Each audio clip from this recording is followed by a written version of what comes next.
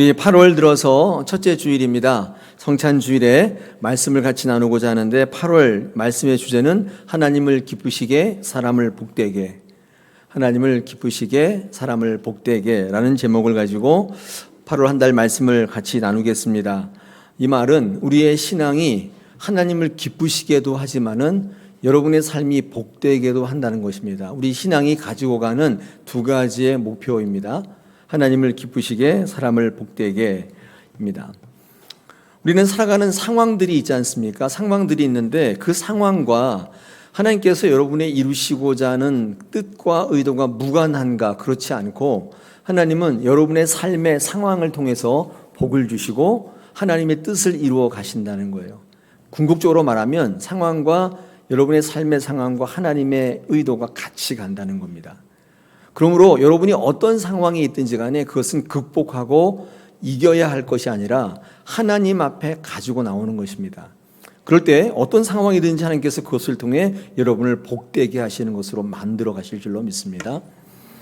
그러므로 하나님은 여러분의 상황을 계속 주의하고 계시고 또 주관하고 계시고 그 상황을 만들어 가시는 것입니다. 미국의 프린스턴 신학교의 유명한 조직신학 교수이신 밀리 올이라는 분이 있는데 그분이 이런 이야기 했습니다.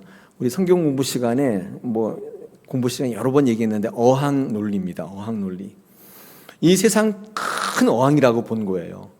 얼마나 큰지 몰라요. 이 세상이 다 거기에 들어가니까. 근데 큰 어항을 하나님이 들고 가시는 겁니다. 하나님 그 어항을 들고 오른쪽으로 쭉 가세요. 그럼 그 어항은 어느 쪽으로 가는 거예요? 네? 오른쪽으로 가는 거죠. 아니, 하나님께서 전지전능하신 분이기 때문에 이 세상을 다 담고도, 이 온 우주를 다 담고도 남을 만한 큰 어항을 들고 쫙 가시는 거예요. 근데 중요한 것은 그 어항 안에 있는 많은 물고기들이 자유자재로 돌아다닙니다. 어떤 물고기는 왼쪽으로 가요. 본인은 왼쪽으로 가고 있다고 생각하지만 궁극적으로 어디로 가고 있는 거예요? 어디로 가고 있어요? 오른쪽으로. 신기하죠? 이걸 뭐라고 하냐면 하나님의 섭리라고 합니다. 왼쪽으로 가는 것 같은데 오른쪽으로 가고 있는 거예요. 큰 어항을 가지신 하나님께서 움직이시는데 그 안에 있는 물고기의 자유와 의지를 침해하지는 않습니다. 마음대로 살아가시는 거예요. 그러나 궁극적인 하나님의 뜻이 그들의 상황 속에서 그대로 이루어져요. 하나님의 뜻을 이룰 때 여러분의 상황을 제재하고 바꾸는 게 아니라 그리고 생뚱맞은 삶과 동떨어진 그 어떤 하나님이 만드신 환경이 아니라 여러분의 삶을 통해서 하나님의 뜻이 이루어져 간다는 것입니다.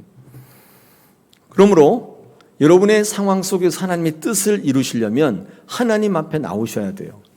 하나님께서 주시는 것을 받아들이고 수용하시는 태도가 분명히 필요합니다. 이럴 때 여러분의 상황이 어떠하든지 간에 그 상황을 바꿔서 하나님의 뜻을 이루는 것을 여러분 두 눈 똑똑히 보시게 될 겁니다.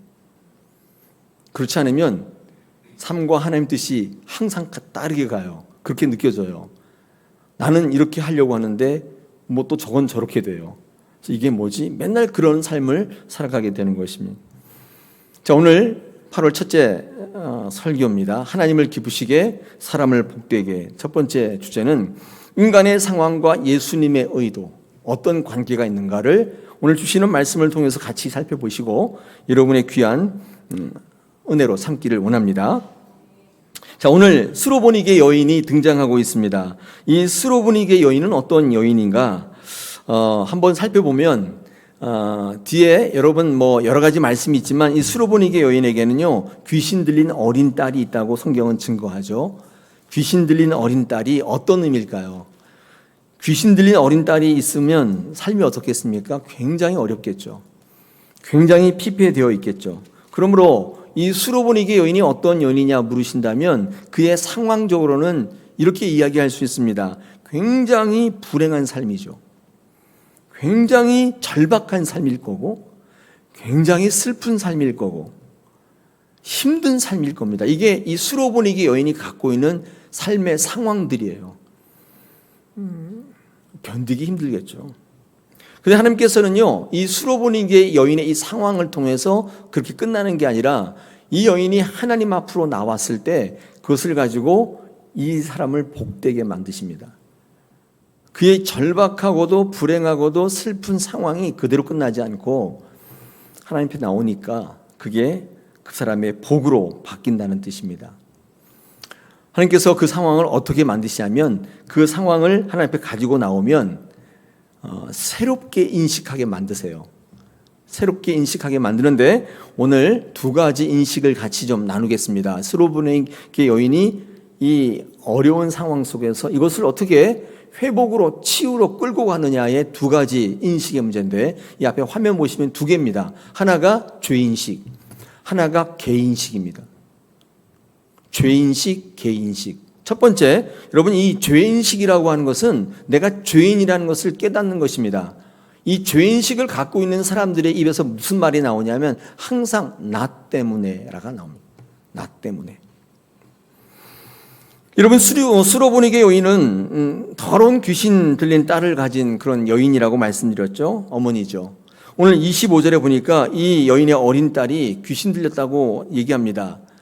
얼마나 힘들겠어요. 상황이 그런데 이 여인이 어떤 여인이냐? 이 귀신 들린 딸을 갖고 있습니다. 여러분 귀신 들렸다는 말의 의미를 두 가지 소개하겠습니다. 혹시 오해할까 봐 간단하게만 정리하겠습니다. 귀신 들렸다는 의미가 뭐냐? 첫째는 영적인 의미가 있죠. 영적인 문제가 있습니다. 공중 권세를 잡고 있는 악한 영들의 강력한 도전적인 상황을 의미하는 거예요. 이 땅은 물질로만 구성되어 있는 게 아니라 영적 세계가 있다는 것을 기억하셔야 합니다. 아니 그런 게 어디 있어? 그냥 뭐 죽으면 끝이지. 뭐 천국은 그런 게 어디 있어? 죽으면 끝이지. 이 유물론자들이죠. 이 땅의 구성이 그냥 물질로만 되어 있다고 생각해서 나도 물질이고 너도 물질이 죽으면 다 끝이라는 거예요. 다 썩어서 없어진다는. 이런 인식을 갖고 있는 분들이 있는데 이런 분들을 유물론자라고 합니다. 여러분들은 그렇게 믿고 있지 않죠? 영적인 세계가 있다고 믿는 거잖아요. 여기 와 앉아 계시는 겁니다. 여러분 사도 베드로도 우리의 삶 속에 우는 사자와 같이 두루 삼키며 사탄이 삼킬 자를 찾고 있는다.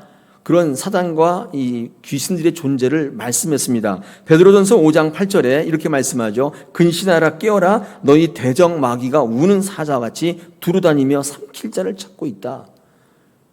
사도 베드로는 이 땅이 물질로만 되어 있다고 말씀하지 않고 너희를 삼킬 만한 영적 세력들이 있다고 말씀하고 있습니다.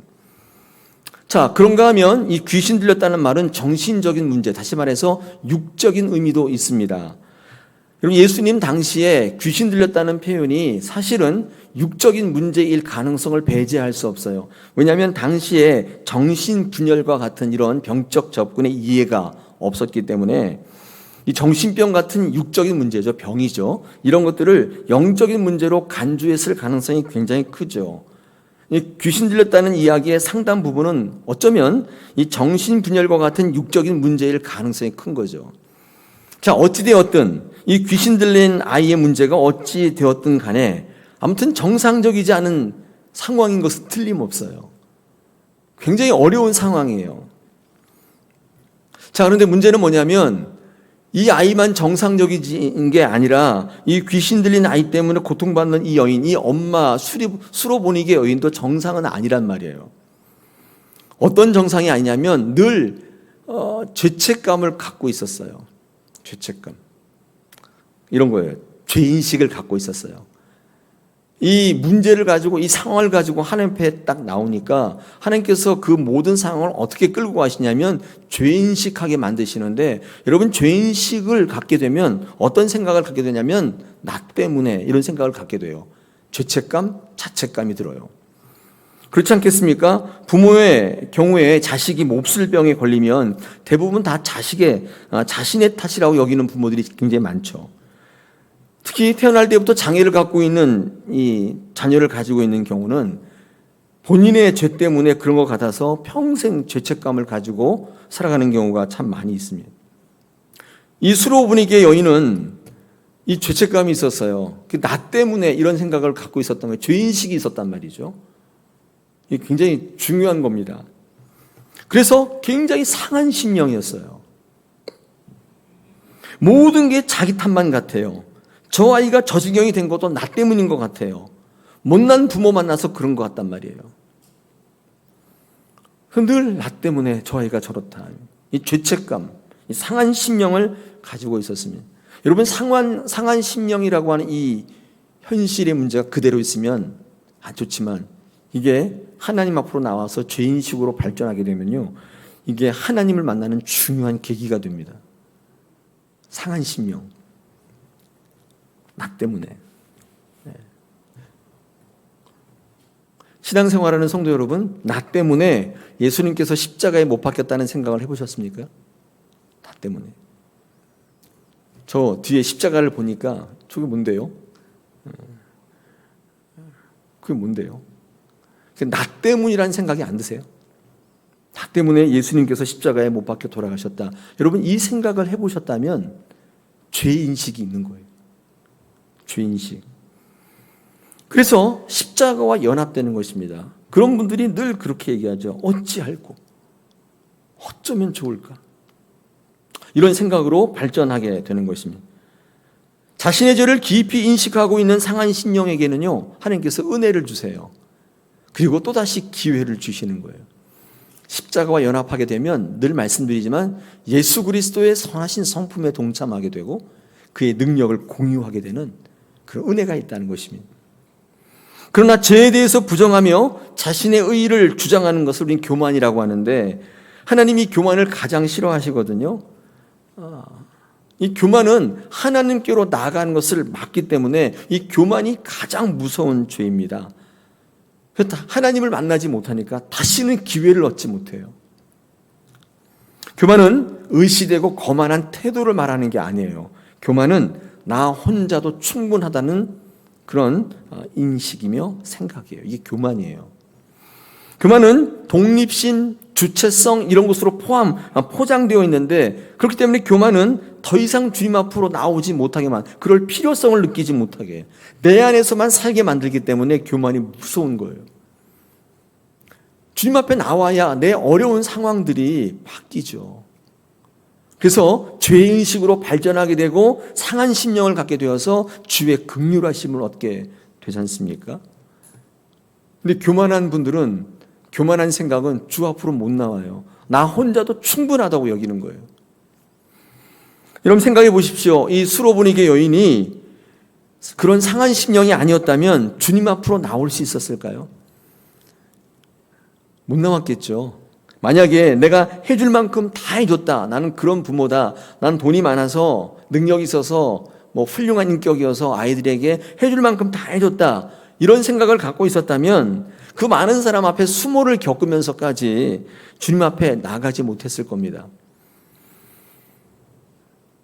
나 때문에, 이런 죄인식이 있었기 때문에 그 문제를 가지고 주님 앞에 나올 수 있었고, 여러분 그 죄인식이 궁극적으로 문제를 해결하는 중요한 결정적인 계기가 된 거예요.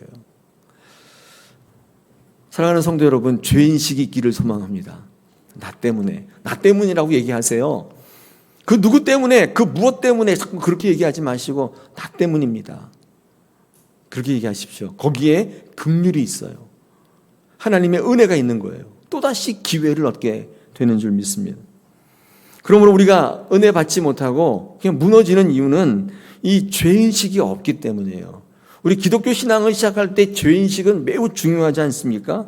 내가 죄인이라는 걸 인정하고 바라보지 않으면 신앙이 시작되지 않습니다.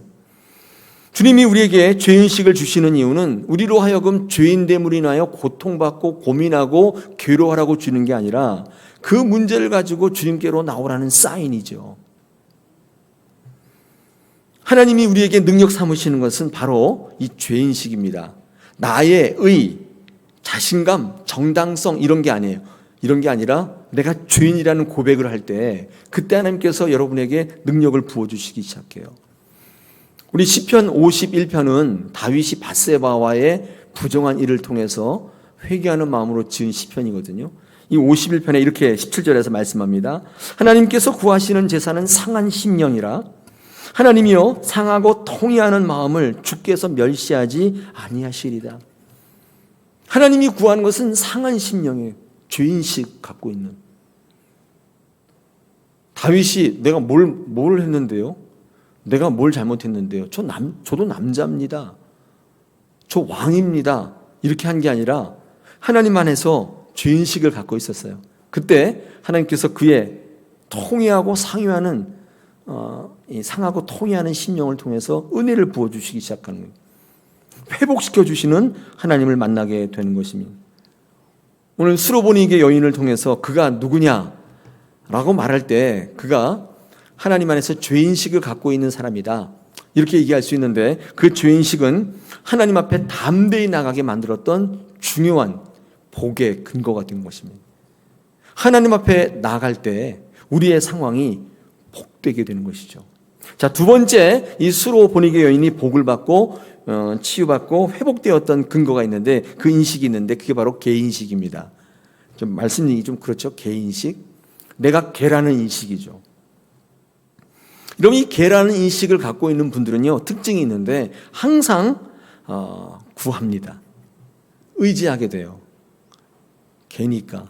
그래서 여러분, 이 수로보니게 여인은요, 항상 부스러기 은혜를 구합니다. 주님 앞에 부스러기 은혜를 구해요. 오늘 예수님께서 수로보니게 여인에게 27절에 보니까 너는 개라고 말씀하죠. 27절에 예수께서 이르시되 자녀로 먼저 배불리 먹게 할지니 자녀의 떡을 취하여 개들에게 던짐이 마땅치 않다라고 말씀합니다. 이게 무슨 말이죠? 수로보니게 여인에게 너는 개라고 말하는 거죠. 예수님이 상처를 주고 계시는 거죠. 저도 처음 알았습니다. 예수님이 상처 주신다는 거를. 개라는 얘기를 들었을 때 기분 좋은 분은 아무도 없겠죠. 그런데 여러분 생각해 보십시오. 예수님은 여러분에게 개라고 말씀하시는 분이 절대 아니죠. 네, 절대 아닙니다. 할렐루야. 아멘의 목소리가 힘이 없어요. 네, 절대로 주님은 여러분에게 개라고 말씀하지 않으세요. 근데 오늘 본문에 개라고 말씀하고 있잖아요. 그렇다면 뭐예요? 이 상처는 상처가 아니라 기회 또는 시험이죠. 네, 기억하십시오. 절대로 상처 주시는 분이 아니에요. 주님이 교회의 머리시고 교회의 몸인 교회도 마찬가지입니다. 절대로 성도에게 상처를 주지 않습니다. 그것은 시험이요 기회일 겁니다. 혹시 하나님의 말씀에 목회자들에게 상처를 받으셨다면 이렇게 한번 생각해 보시면 어떻겠나요? 주님이 여러분에게 개라고 말씀할 때에 이 시험에 잘 통과하셔야 되는데, 개인식. 이때 이 여인이 뭐라고 얘기합니까? 28절 한번 보면 28절에 뭐라고 얘기하죠? 네, 한번 읽어보겠습니다. 여자가 대답하여 이르되 주여 올소이다마는 상 아래 개들도 아이들이 먹던 부스러기를 먹나이다. 한마디로 요약하면 맞습니다. 저는 개입니다. 이렇게 인식한 거죠. 개인식입니다. 이 개인식을 갖고 있을 때 어떤 일이 벌어지냐면 부스러기 은혜를 구하게 됩니다. 이런 부스러기 은혜를 저희 교회에서는 이슬비, 보슬비라고 표현한 거예요. 덩어리의 은혜는요, 폭포수 같은 은혜죠. 이만한 덩어리를 통째로 딱 주는 거 있잖아요. 그런 은혜도 있을 수 있지만은 개인식을 갖고 있는 사람들에게는요, 부스러기 은혜를 구합니다. 예, 보슬비를 맞으면 이 비 맞는 것 같잖아요. 그래서 비가 온다 그러면 어디 비가 와 이렇게 돼요. 뭐 안 보이네. 이게 뭐 아무것도 없잖아. 근데 조금만 그 자리에 인내를 가지고 순종을 가지고 서 계시면 축축히 젖어요. 1시간만 지나 보십시오. 폭포수 같은 막 장대비 같은 것도 은혜지만, 근데 이 개인식을 갖고 있는 사람, 하나님 안에서 상황이 너무 어려워요. 그리고 하나님 뜻대로 살지 못했어요. 그래서 너무 힘들어요. 하나님께서 나에게 시험하시기 위해서 너 개라고 얘기할 때 이 개인식을 딱 가지고 있는 사람들에게는요, 이 보슬비와 이 가랑비 은혜가 있어요. 이 여인이 충분히 이럴 수 있잖아요. 개라고요? 어찌 주님이 이럴 수가 있습니까? 내가 힘든 거 안 보입니까? 근데 어떻게 저한테 개라고 하실 수 있습니까? 주님 너무하세요. 내 마음을 너무 몰라주세요. 주님 싫어요. 그렇게 얘기할 수 있는데 이 수로보니게 여인은 그렇게 얘기 안 하고 자기 어려운 상황 속에서 하나님이 그 상황 속에 이루시는 의도를 기억하면서 개인식을 가졌습니다. 저는 이게 굉장히 중요한 신앙의 한 모습이라고 생각이 됩니다. 주님이 뭘 시험하셨을까요? 그 여인의 기분, 감정 이런 거 시험하셨겠죠. 그때 주님께서 이 여인의 이 반응을 보시면서 29절에 이렇게 말씀합니다. 예수께서 이르시되 이 말을 하였으니 돌아가라 귀신이 내 딸에게서 나갔느니라 하시매. 이 말을 하였다고 되어 있는데 여러분 이 말을 하였다는 말에 밑줄을 그으십시오. 어떤 말을 했다는 뜻입니까? 28절에 나와 있는데 두 가지 말을 한 거예요. 이 개인식은 어떤 말을 하게 만드냐면 첫째가 주여 올소이다. 인정하고 수용하게 하시는 겁니다. 이 개인식을 갖고 있는 사람들에게는요 받아들이게 해요. 아멘이 있게 합니다. 자신을 개라고 말씀하시는 주님의 지적과 책망에 대해서 반발하고 항의하는 게 아니라 받아들이게 되는 수용력이 있어요. 우리 이걸 믿음이라고 하는 것이죠. 그래서 자존심에서 승리하게 되고 자기 기분과 감정에서 승리하게 되는 것입니다. 우리가 개라는 말을 들으면 대부분 못 참잖아요. 그래서 한순간에 다 엎어버리잖아요. 그런데 이 수로보니게 여인이 통해서 우리에게 주시는 은혜는 개인식인데 인정하고 받아들이는 은혜를 주시는 것입니다. 주님께서 이 여인에게 개라고 하면서까지 가르쳐 주시고 싶었던 첫 번째 건 뭐냐면 우리에게 이런 교훈을 주시는 겁니다. 너희가 이 자존심에 기분에 이 죄책감에 도망가지 말고 자존심에 머물지 말고 하나님 앞에 나오라는 것입니다. 그때 하나님께서 회복시켜 주시고 복으로 인도하신다는 겁니다. 여러분이 죄책감을 갖고 있으면 아까 말씀드린 것처럼 나 때문에 이거를 그냥 가지고 있으면서 그냥 머물러 있으면 여러분 그게 결과적으로는 자기 비하로 가요. 자기 부정이 아니라 자기 비하로 가요. 여러분 죄책감은 하나님 앞에 나가야 돼요. 그때 그게 복의 이유가 되는 거예요. 내 안에 계속 머물러 있으면 자기 비하로 가요. 자기 부정을 해야 되는데 자기 부정은 하나님 인정이죠. 그렇게 나가야 되는데 이게 계속 머물러 있으면 안 되죠. 여러분 자존심에 머물러 있으면 어떻게 돼요? 들리질 않게 되고 보이지 않게 되는 것입니다.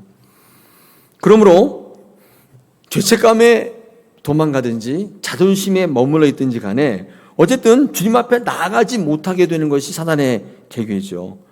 여러분 그래서 우리는 하나님 안에서 하나님 주시는 상황 속에서 인식을 똑바로 가져야 되는데 이 죄인식과 이 개인식이 분명히 필요합니다.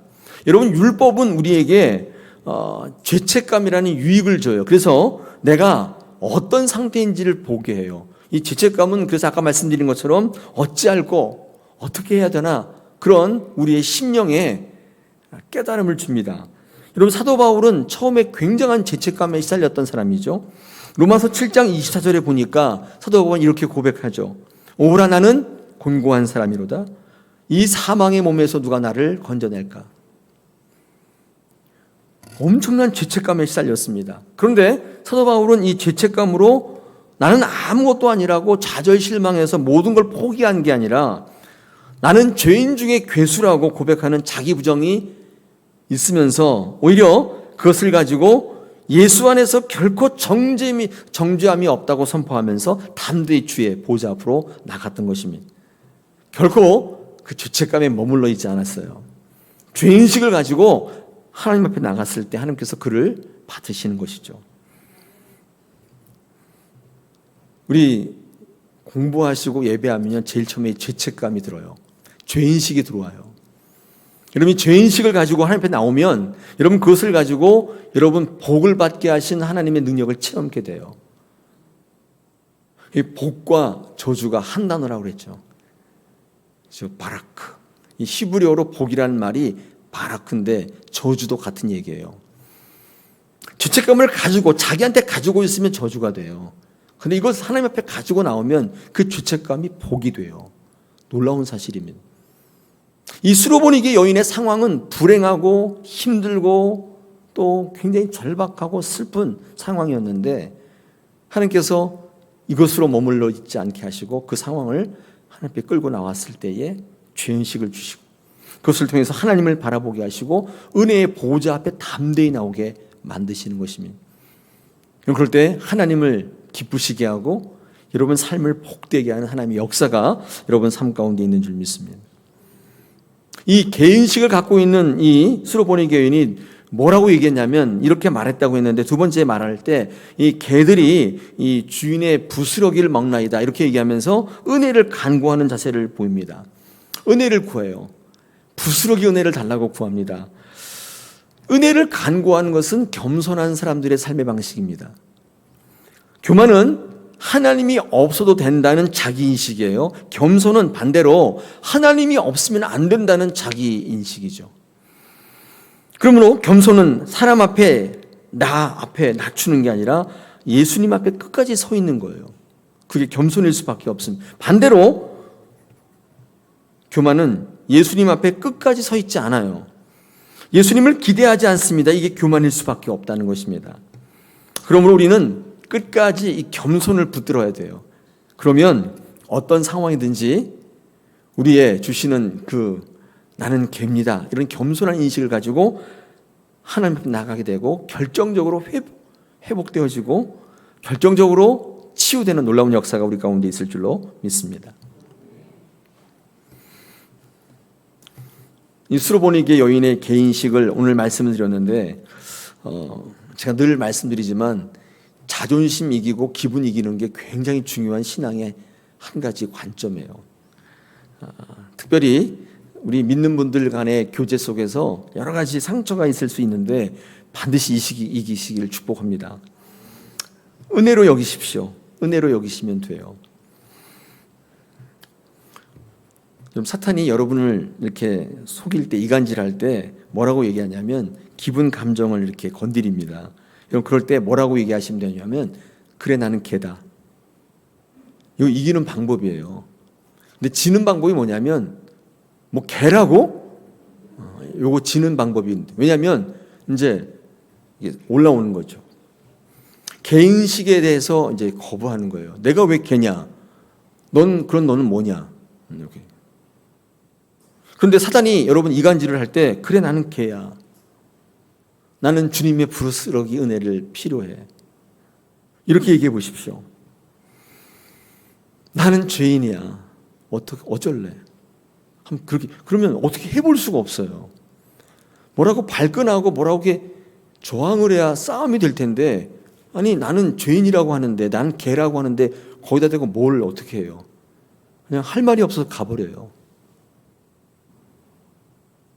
주님 앞에 이 문제를 가지고 나올 때 이 두 가지 인식, 여러분의 상황은 똑같아요. 다 이 수로보니게 여인 같단 말이죠.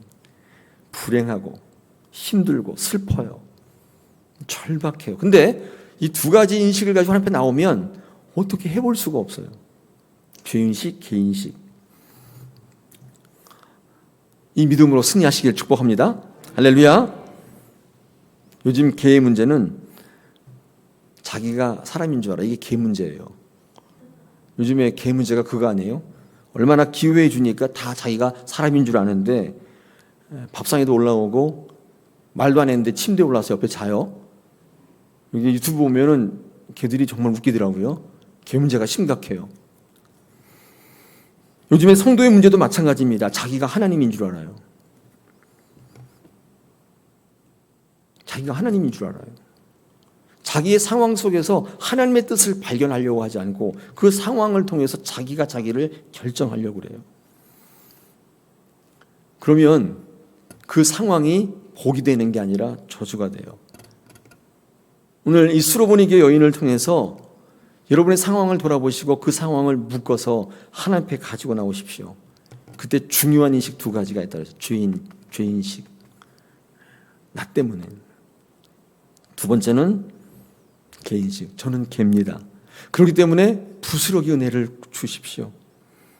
이렇게 하나님 앞에 나오면 하나님께서 그를 통해서 상황을 바꾸시고 그 상황을 통해서 하나님 의도를, 하나님의 뜻을 이루시는 놀라운 복을 경험하게 되실 줄로 믿습니다. 할렐루야. 사랑하는 여러분, 우리가 살아가는 삶에는 상황이라는 게 분명히 있습니다. 없지 않아요. 예수 믿어도 이런 상황이 있어요. 그런데 또 하나 잊지 마셔야 될 게 있어요. 하나님은 그 삶의 상황을 통해서 계획하시는 크신 의도가 있다는 사실도 잊지 마십시오.